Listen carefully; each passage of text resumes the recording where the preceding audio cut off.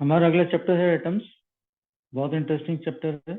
बहुत से साइंटिस्टों ने पता ही है कि अपनी हिंदू माइथोलॉजी के अंदर आदिकाल से इस बात पे कोशिश की जाती रही है कि सबसे सूक्ष्म छोटे से छोटा पार्टिकल क्या होता है।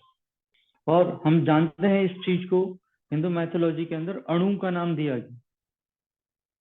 ठीक है, the smallest particle is called अणु इन आवर हिंदी माइथोलॉजी। इससे भी छोटे पार्टिकल्स हैं, सब सब सब एलिमेंट्री पार्टिकल्स हैं। ठीक है, तो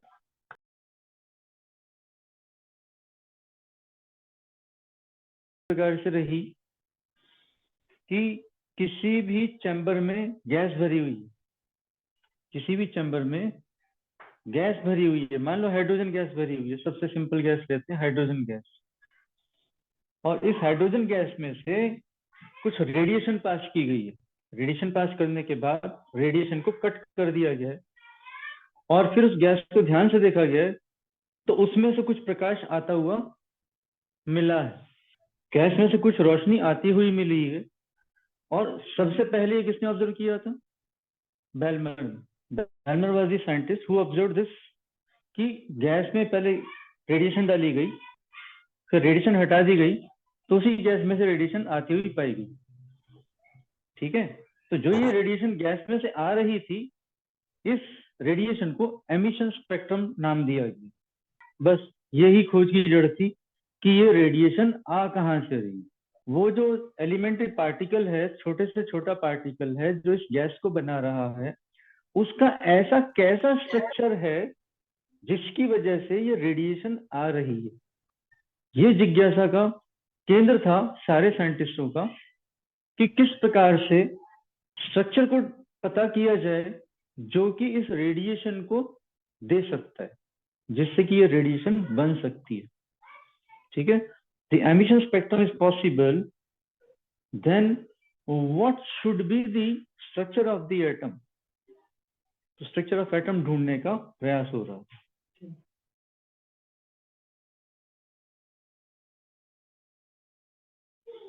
तो इसमें सबसे अर्ली जो एक्सपेरिमेंटेशन हुए थे, सबसे अर्ली एक्सपेरिमेंटेशन में से जे थॉमसन जी, ठीक है, उन्होंने 1897 के ही अंदर अपने ऑब्जर्वेशंस के माध्यम से ये रिजल्ट हमें दिया था कि सभी मैटर के अंदर एक कॉमन एलिमेंट्री पार्टिकल एग्जिस्ट करता है, दैट इज कॉल्ड इलेक्ट्रॉन। जो उनके वैक्यूम ट्यूब एक्सपेरिमेंट्स थे, उस वैक्यूम ट्यूब एक्सपेरिमेंट्स के अंदर जितने भी कैथोड्स उन्होंने वहां पे ट्राई किए, वो सभी कैथोड्स में से उन्होंने पाया कि एक कॉमन एलिमेंट्री पार्टिकल है जो निकल कर आता है। ठीक है, and that common elementary particle was called electron. तो इलेक्ट्रॉन की खोज किसने की? जे थॉमसन जी ने की, सन 1897 में की। ये बात समझ में आ रही? अब ये भी सत्य है कि मैटर जो है वो न्यूट्रल होता है। तो अगर जो कॉमन एलिमेंट्री पार्टिकल इलेक्ट्रॉन सभी मैटर में से निकलकर आता है, ठीक है, और उसका खुद का नेचर नेगेटिव है, तो कुछ पॉजिटिव भी होना चाहिए।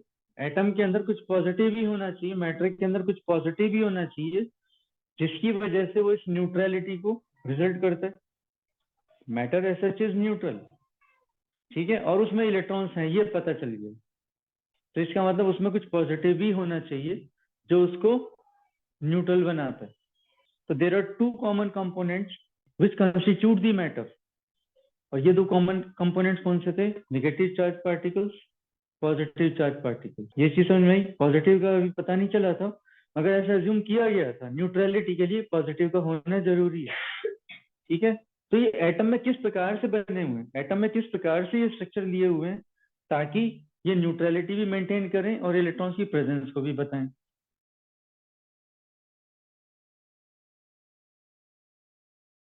वो प्लम पुडिंग मॉडल प्रपोज किया था as a structure of atom. Plum pudding model, इसको और क्या नाम दिया गया?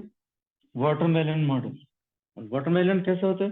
स्फीयर होता है, स्फेरिकल होता है। और हम सब जानते हैं इस वाटरमेलन में क्या होता है? खूब सारे बीज भरे होते हैं। अभी अंदर बीज भरे हुए हैं, इसमें रैंडमली भरे हुए हैं। और ये सारे कैसे हैं? ये सारे पॉजिटिव हैं। और ये सारा जो बल्क है इसका, ये इलेक्ट्रॉन से भरा हुआ है। तो जितना इसमें निगेटिव है उतना ही इसमें पॉजिटिव है। ठीक है, और ये पूरा एज सच जो है न्यूट्रल स्ट्रक्चर को मेंटेन करता है। तो J Thomson for the first time propose कि कुछ ऐसा सा एटम होता होगा। ये समझ आया? तो पहला प्रयास था जिसके अंदर ये वाटरमेलन मॉडल सजेस्ट किया गया। ठीक है, मगर फिर बात वहीं पर आ गई कि रेडिएशन कहाँ से आ रही है? अगर मॉडल ऐसा है तो रेडिएशन कहाँ से आ रही है? क्या stationary electrons and protons can give you the radiation? ये सबको पता था, नहीं ऐसा नहीं हो सकता, इट इज नॉट पॉसिबल। ठीक है, इसलिए ये मॉडल रिजेक्ट हो गया। ये क्वेश्चन आता है, वह plum pudding model failed. Suggest तो किया था, फेल क्यों हुआ? इसका फेलियर का रीजन यही है, this model cannot justify the emission spectra of the gases. Plum pudding model was not accepted as it failed to justify the emission spectrum of the gases. Hydrogen में से जो radiation आ रहा था, जो कि सबसे पहले बेलमर ने ऑब्जर्व किया था, भाई ये कहां से आ रहा है, ये बताओ। ये सबसे बड़ा सवाल सबके सामने बना हुआ था। ठीक है, तो इससे ये जस्टिफाई नहीं हो पाया, इसलिए मॉडल रिजेक्ट हो गया। अब बारी आई किसकी? जे थॉमसन जी के चेले की बारी आई अब। Yes, research scholar Rutherford, ERNST, Ernst Rutherford. ये जे थॉमसन के अंडर ही काम कर रहा था, रिसर्च स्कॉलर था ये, यूनिवर्सिटी में लेक्चर थे, प्रोफेसर वगैरह थे, ये पढ़ा रहे थे।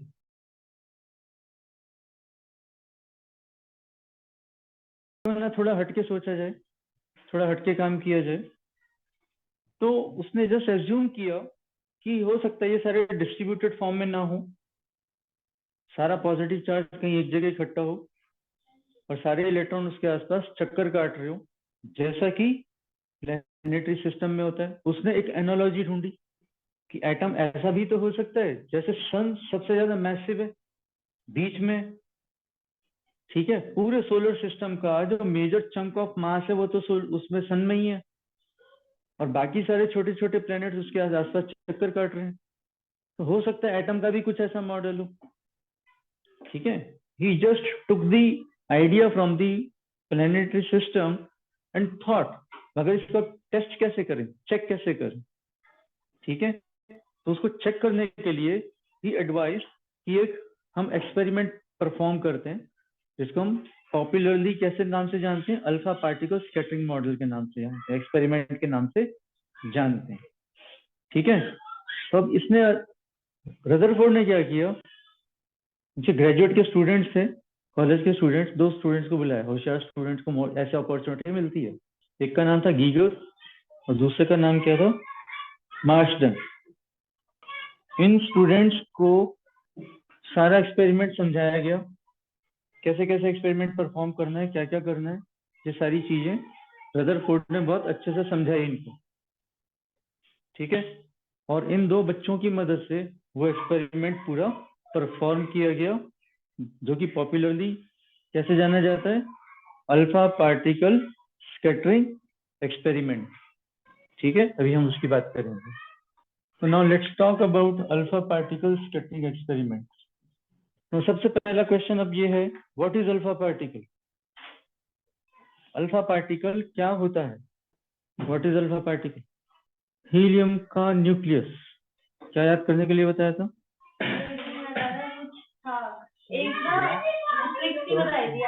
लुटा हुआ हीलियम, लुटा हुआ हीलियम, उसके दोनों इलेक्ट्रॉन को लूट के ले गया, तो जो बचा वो alpha particle, 2 positive charge and 4 unit mass. ये याद रखना है, अल्फा पार्टिकल। हमारे पास अल्फा पार्टिकल के सोर्सेस क्या होते हैं? जितने भी रेडियो एक्टिव मटेरियल्स होते हैं, ठीक है, in their radioactive decay they emit alpha particles, they emit beta particles and they emit gamma radiation. Radioactive material, ये सब जनरल नॉलेज की चीजें हैं ये। रेडियो एक्टिव मटेरियल जो होता है वो, उसमें से अल्फा पार्टिकल निकलते हैं, बीटा पार्टिकल निकलते हैं, बीटा पार्टिकल इलेक्ट्रॉन्स को कहते हैं, ठीक है, और गामा रेडिएशन निकलता है, ठीक है। तो अल्फा पार्टिकल का जो सोर्स है वो एक रेडियो एक्टिव मटेरियल हो सकता है। तो यहाँ पे जो रेडियो एक्टिव मटेरियल यूज किया गया दैट वाज बिस्मथ। इसका मास नंबर है 214, एटॉमिक नंबर है 83। इससे हमें अल्फा पार्टिकल्स मिल रहे थे जिसकी एनर्जी थी 5.5 मिलियन इलेक्ट्रॉन वोल्ट। कितनी एनर्जी के पार्टिकल मिल रहे थे? 5.5 million electron volt. 5.5 million electron volt joule में कितना होता है? How much this energy is in joule? 5.5 million electron volt is how much joules? Joule में कितना होता है? मिलियन, कैपिटल एम है, स्मॉल एम नहीं है। 1 million electron volt is equal to how much joules? Kilo के बाद क्या आता है? मल्टीप्लायर। किलो, मेगा, गीगा, टेरा, याद कराया था ना? हाँ हाँ हाँ हाँ। किसके लिए? 10 की पावर 3। तो मेगा कितना हुआ? 10 की पावर 6। तो पूछ क्यों रही थी बेटा? मेगा। मेगा। गीगा कितना होता है? 10 की पावर 9। टेरा कितना होता है? 10 की पावर 12। ये याद क्यों नहीं है आपको? तो ई की वैल्यू कितनी होती है? 1.6 into 10 to the power minus 19। Million के कितने हो गए? +6। How much is this? 1.6 into 10 to the power minus 13 joule. अब इन चैप्टरों में, इसमें और अगले में, यही ज्यादातर चीजें यूज होनी, और इन्हीं का ज्ञान नहीं है आपको। और ये कहाँ जा रहे थे? कैसे निकलते हैं ये? सोच के निकलते हैं, इधर निकलूंगा इधर नहीं निकलूंगा, वो तो चारों तरफ निकलते हैं। ये सारे अल्फा पार्टिकल्स एक ही तरफ आने चाहिए। तो अल्फा पार्टिकल क्योंकि एक ही तरफ आने चाहिए, तो पहले तो एक कंपार्टमेंट लिया गया और यहाँ पे बिस्मथ को रखा गया, ठीक है। This compartment is made up of lead. Lead क्यों? लेड इन एलिमेंट्री पार्टिकल्स को एब्सॉर्ब कर लेता है।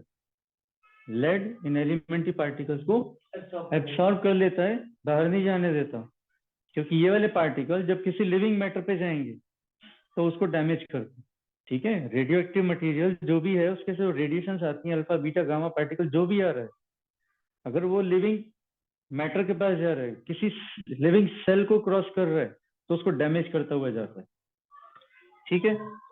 इट इज हैजार्डियस, इससे एक्सपोजर से बचना चाहिए। तो बिस्मथ कंपार्टमेंट के अंदर उसको रखा गया, सॉरी लेड कंपार्टमेंट के अंदर बिस्मथ को रखा गया। तो जो अल्फा पार्टिकल्स थे वो सिर्फ एक ही तरफ निकल पा रहे। ये चीज समझ में आई? कितनी एनर्जी थी इनकी? 5.5 मिलियन इलेक्ट्रॉन वोल्ट। कितनी एनर्जी थी? 5.5 मिलियन इलेक्ट्रॉन वोल्ट। अब इसके सामने एक थिन गोल्ड फॉइल यूज की गई। गोल्ड फॉइल देखी आपने? कहाँ मिलती है? मिठाई की दुकान पे मिलती है। मिठाई पे लगाते हैं ना, चांदी की अबरक, सोने की अबरक, ठीक है। वो थिन फॉइल होती है, so that is thin gold foil. और इसकी थिकनेस कितनी थी? इसकी थिकनेस थी 2.1 into 10 to the power minus 7 metre. 0.21 micrometre, 1 micrometre से भी कम,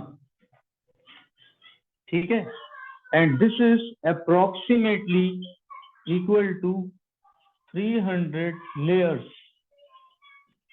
of gold atoms। ये हमें आज की नॉलेज से हमें पता चल रहा है कि इस थिकनेस में करीब इतनी लेयर्स होती हैं।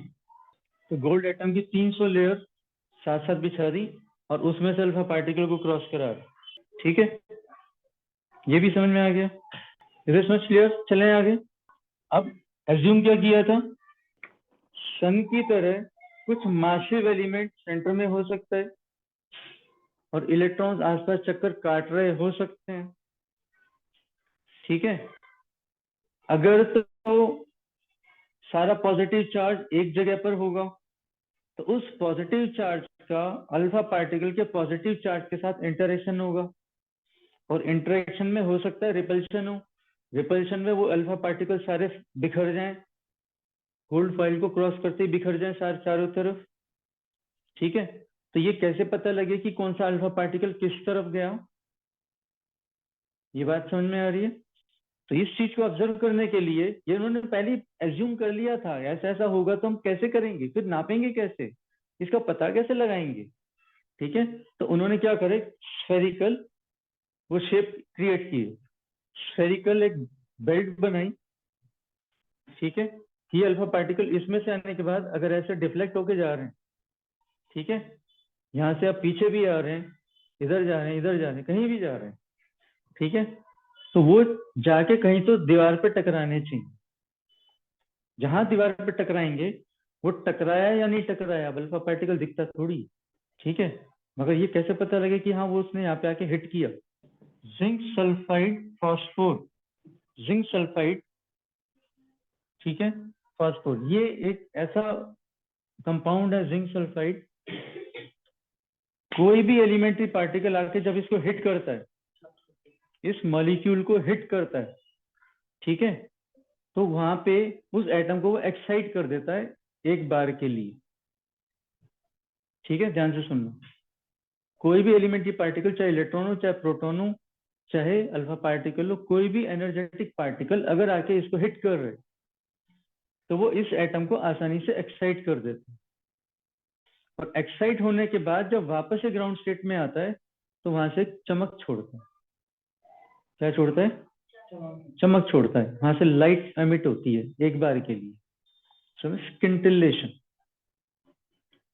ठीक है, पुराने टीवी देखे आपने, पुराने टीवी जब सिग्नल नहीं आता तो स्क्रीन पे दाने दाने दाने दाने आते थे, तो वो दीज वेर स्किंटिलेशन। उसको एक बार आके इलेक्ट्रॉन ने हिट किया, उसने फास्फोर को एक्साइट किया और उसके बाद वो खत्म हो गया, तो एक चमक आई, चली गई, दैट इज स्किंटिलेशन। ठीक है, हाँ, तो इस प्रकार से जहां पे भी ये अल्फा पार्टिकल आके हिट करेगा, वहां पे एक चमक आएगी, और वो चमक को काउंट करने के लिए उन्होंने यहाँ पे एक माइक्रोस्कोप रखा।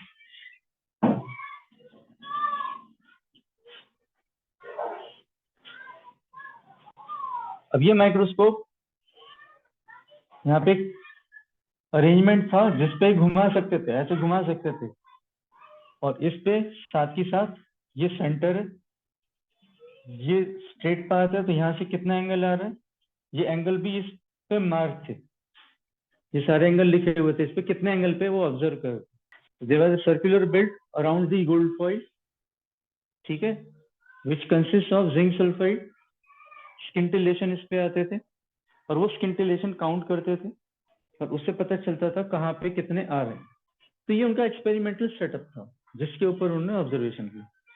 अब यहाँ से हर सेकंड में कुछ हजार अल्फा पार्टिकल आ रहे हैं, हर सेकंड में आ रहे हैं। ठीक है, मान लो एक सेकंड में 8000 पार्टिकल आ रहे हैं, तो हर सेकंड में 8000 आ रहे हैं। ठीक है, तो यहाँ पे आपको एक सेकंड में कितने मिले, एक सेकंड में यहाँ पे 10 स्किंटिलेशन मिले आपको, तो अब हर सेकंड में आपको 10 ही मिल रहे हैं, कभी 8 मिल रहे हैं, कभी 10 मिल रहे हैं, कभी 12 मिल रहे हैं, कभी 11 मिल रहे हैं, कभी 9 मिल रहे हैं, ऑन दी एवरेज 10 ही मिल रहे हैं। ठीक है, इधर आ गए पीछे, यहाँ पे देख रहे हैं, ठीक है, तो यहाँ पे कभी कभी एक आधा स्किंटिलेशन मिल रहा है, 8000 आए, मोस्टली आगे निकल गए, उसमें से एक स्किंटिलेशन पीछे मिल रहा है उनको, कभी यहाँ मिल रहा है, कभी यहाँ मिल रहा है, कभी यहाँ मिल रहा है, कभी यहाँ मिल रहा है, पीछे की तरफ। ठीक है, ये बात समझ में आ रही? तो ये चीज वो कर पाए, और इस एक्सपेरिमेंट के जो रिजल्ट्स थे वो सारे हैरान करने वाले। So this experiment is popularly known as alpha particle scattering experiment. ठीक है, is this clear?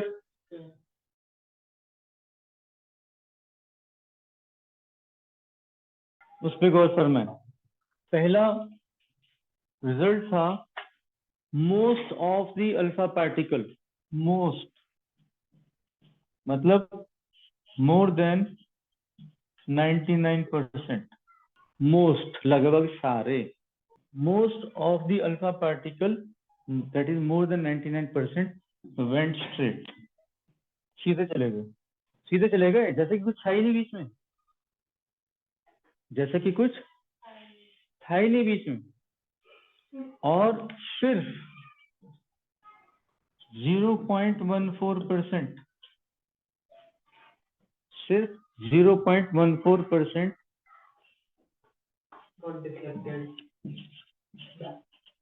were deflected by more than 1 degree, 1 degree से ज्यादा डिफ्लेक्ट हुई। And third, 1 in 8,000 particles got deflected by more than 90 degree, मतलब पीछे की तरफ deflect हुआ। 120 डिग्री पे हुआ, 135 पे हुआ, 110 पे हुआ, 100 पे हुआ, पीछे की तरफ 8,000 में से एक ही पार्टिकल आ रहा था। ये हमको रिजल्ट मिले, कंसिस्टेंट रिजल्ट थे, बार बार यही मिल रहे थे। कंक्लूजन क्या थे इसके? पहला कंक्लूजन ये था, the matter is almost empty, जो मैटर है वो खाली है। ये तो चमत्कार है। तो मोर देन 99% अल्फा पार्टिकल सीधे चले गए, किसी ने रोका ही नहीं उनको, वो खाली है। The matter is almost empty, खाली। फिर less than 0.14% particles were deflected by more than 1 degree, ठीक है। तो 0.14% में डिफ्लेक्शन हो रहा था, या 1 in 8,000 पार्टिकल लौट के वापस तक आ रहे थे। इससे क्या पता चल रहा था कि जो सारा का सारा पॉजिटिव चार्ज है वो एक बहुत मैसिव बॉडी के अंदर एनक्लोज्ड है, ठीक है, जो जिसको कि न्यूक्लियस बोला गया, ठीक है।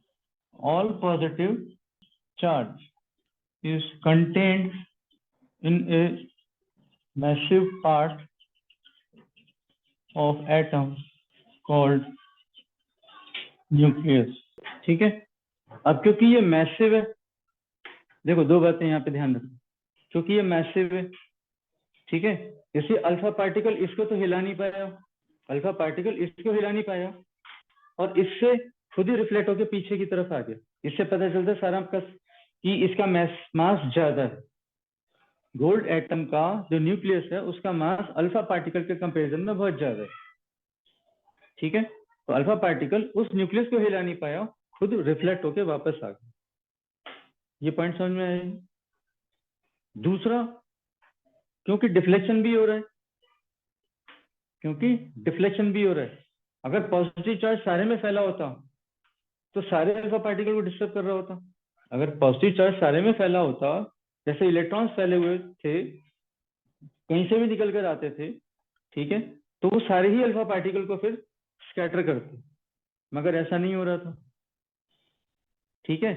तो सारा का सारा पॉजिटिव चार्ज इस न्यूक्लियस में ही कंटेंट था, एक जगह पर स्टोर था, ठीक है, ताकि जो कूलम्बिक रिफ्लेक्शन थी, ठीक है, कूलम्बिक जो फोर्स था वो इतना स्ट्रॉन्ग था कि वो अल्फा पार्टिकल को रोक पाया और उसको वापस रिफ्लेक्ट कर पाया, ठीक है। तो ये जो 1 पार्टिकल इन 8,000 केम बैक, ठीक है, and 0.14% particles got deflected by more than 1%, इस ऑब्जर्वेशन से ये चीज समझ में आती। तो इलेक्ट्रॉन फिर कहां पर थे? अगर सारा का सारा पॉजिटिव चार्ज न्यूक्लियस में कंटेन्ड है, स्टोर्ड है, तो फिर इलेक्ट्रॉन कहां पे थे? अब इलेक्ट्रॉन ऐसे तो रह नहीं सकता कि इससे इतनी कुछ स्पेसिफिक दूरी पर हो, क्योंकि कूलम्बिक अट्रैक्शन की वजह से वो फिर इसमें आ जाएगा, ठीक है। तो बैलेंस बनाने के लिए electron has to revolve around the nucleus, ठीक है, ताकि centripetal force, centrifugal force balance हो और वो सर्कुलर ऑर्बिट को मेंटेन करे, ठीक है। तो रदरफोर्ड मॉडल के अंदर ये प्लेनेटरी मॉडल निकल कर आया। All electrons, third is electrons were assumed to be revolving around nucleus, ठीक है, and because इसका रिजेम्बलेंस था प्लैनेटरी सिस्टम से. It was also called planetary model. Rutherford की अचीवमेंट क्या थी? Rutherford was credited of having found nucleus. ठीक है, बहुत बढ़िया हो गया. न्यूक्लियस पे आ गया, इलेक्ट्रॉन भी समझ में आ गए, आसपास चक्कर काट रहे हैं, बाहर की तरफ होते हैं. ठीक है, समस्या फिर वहीं आ गई. अब बता रेडिएशन कहाँ से आ रही है? अब रेडिएशन कहाँ से आ रही है, समस्या फिर वहीं आ गई. ये बेशक ये वाला मॉडल है, इसमें से रेडिएशन कैसे बनेगी? ठीक है, चलो फिर चले गए वापस इलेक्ट्रोमैग्नेटिक थ्योरी के अंदर. जैसे ड्युअलिटी के अंदर इलेक्ट्रोमैग्नेटिक थ्योरी की बात की थी, वही बात यहाँ पे भी की गई. ये मॉडल भी एक्सेप्ट नहीं हुआ, ये भी रिजेक्ट हो गया था, because it failed to justify the emission spectrum. Radiation आ कहाँ से रही है ये तो बताओ. क्या ये रेडिएशन दे सकता है भाई? वो तो प्रैक्टिकली ऑब्जर्व हो रही है, देख रहे हैं सब उसको, रेडिएशन आ रही है. इस मॉडल से नहीं जस्टिफाई हो रहा है वो.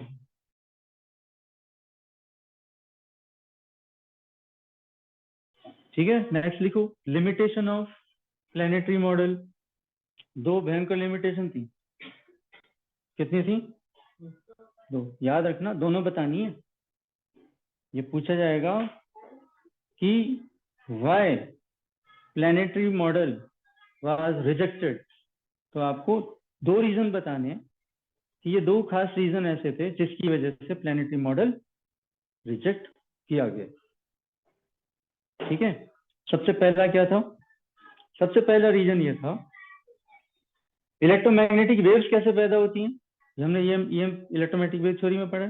Stationery charge particle gives rise to electric field. Uniformly moving charge particle gives rise to magnetic field. And accelerated charge particle gives rise to electromagnetic waves, radiation. अगर इस बात की जस्टिफिकेशन लें, ठीक है, कि इलेक्ट्रॉन चक्कर काट रहे हैं, मान लिया इलेक्ट्रॉन चक्कर काट रहे हैं, ठीक है, क्योंकि बैलेंस तो बनाना था, स्टेबिलिटी को तो सपोर्ट करना ही था. मैटर ऐसे स्टेबल होता है, हमें पता है. ठीक है, now if electrons are revolving, ये पहला लिमिटेशन है, if electrons are revolving around nucleus, ठीक है, then all rotating bodies are accelerated bodies. ये चीज समझ में आ रही है? If electrons are revolving around nucleus in circular orbits, then we know that all rotating bodies are accelerated bodies. Therefore, electron charge is an accelerated particle while revolving in the orbit. ठीक है? It should radiate electromagnetic energy. Electromagnetic radiation emit होना चाहिए. अगर वो emit अपनी energy को radiate कर रहा है तो उसकी अपनी एनर्जी घटनी चाहिए. अब उसकी अपनी एनर्जी अगर कम होगी, घटेगी, तो क्या होगा? उसका ऑर्बिट कोलैप्स होना शुरू हो जाएगा. उसका जो रेडियस है ऑर्बिट का वो घटना शुरू हो जाएगा. एनर्जी लूज करता जा रहा है वो, और लूज करते करते क्या होगा? Finally it should fall in nucleus. Nucleus. Nucleus में आ जाना चाहिए उसको. यस. ठीक है, मगर ऐसा होता नहीं है. हमें पता है हर मैटर स्टेबल है, वो अपने उसी शेप में रहता है. नहीं तो मैटर ही कोलैप्स हो जाएगा, एकदम से छोटा सा पार्टिकल हो जाएगा वो. ठीक है, तो ये नहीं होता है. ये चीज तो समझ में नहीं आई कि ये होता है. दूसरी कंडीशन क्या थी? जब गैस में से एमिशन स्पेक्ट्रम को ऑब्जर्व कर रहे हैं, तो वहां से जो रेडिएशन आ रही है वो कांस्टेंट रेडिएशन है. वो रॉक सॉलिड स्टेशनरी रेडिएशन है. वो जो वेवलेंथ आ रही है वो हिल नहीं रही अपनी जगह से. अगर वो 578.9 नैनोमीटर है तो वो फिर वो उतनी ही है. 0.7 का 0.6 नहीं हो रहा, 0.8 नहीं हो रहा, बिल्कुल परिवर्तन नहीं हो रहा है. ठीक है, दूसरा लिमिटेशन ये था कि the emission radiation which is coming from the gases is quite stable. ठीक है, वेयर एज इलेक्ट्रोमैग्नेटिक थ्योरी क्या कहती है? If A particle is rotating in circular orbit and it is losing its energy, तो उसका रेडियस कम होना चाहिए। अब रेडियस कम होगा तो by the conservation of angular momentum उसकी जो रोटेशनल फ्रीक्वेंसी वो बढ़ जानी चाहिए, दैट शुड इंक्रीज। ठीक है, और जब फ्रीक्वेंसी बढ़ेगी, फ्रीक्वेंसी के बढ़ने से क्या होगा, उसकी वेवलेंथ छोटी होती जानी चाहिए। फ्रीक्वेंसी बढ़ रही है ना, वेवलेंथ छोटी होती जानी चाहिए, तो उसमें वेवलेंथ में शिफ्ट आना चाहिए। मगर ऑब्जर्वेशन क्या कहता है, जो रेडिएशन मिल रही है गैसेस से वो एकदम स्टेबल होती है। तो ये दोनों बातें ये मॉडल जस्टिफाई नहीं कर पा रहा। This model failed to explain both these things. Theory कहती है फ्रीक्वेंसी बढ़नी चाहिए, ऑब्जर्वेशन कहता है वो तो रॉक सॉलिड है। थ्योरी कहती है कि ये मॉडल कोलैप्स होना चाहिए, मगर मैटर तो स्टेबल है। तो ये दोनों चीजें यहाँ पे कॉन्ट्राडिक्ट हो रही थी, एक्सप्लेन नहीं हो रहा था। इस वजह से ये मॉडल रिजेक्ट कर दिया गया। Limitation of planetary model. देखो, according to electromagnetic theory, rotating charge particles, bracket में लिख लो electrons, must radiate the electromagnetic radiation, must radiate electromagnetic radiation, thereby losing its energy. ठीक है, this loss of energy causes the radius of electron orbit to reduce gradually and finally drop into the nucleus. दूसरा लिखो, due to the conservation of angular momentum of rotating bodies, when radius decreases, velocity must increase. ठीक है, in other words the frequency of radiated electromagnetic energy should increase gradually, मतलब frequency gradually बढ़ती चली जानी चाहिए। ठीक है, मगर फैक्ट क्या है, होता क्या है, the radiation of emission spectrum was found to be rock stable, therefore the planetary model was not acceptable. ये इंपॉर्टेंट क्वेश्चन है एग्जामिनेशन पॉइंट ऑफ व्यू से।